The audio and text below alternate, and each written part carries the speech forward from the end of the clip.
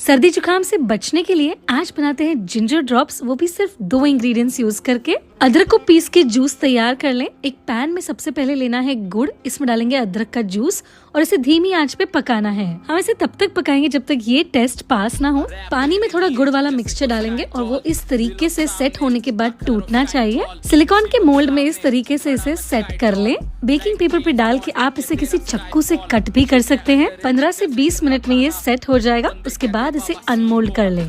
इसके ऊपर बहुत थोड़ा सा कॉर्नफ्लावर डस्ट करेंगे ताकि ये नॉन स्टिकी हो जाए। आसान था ना?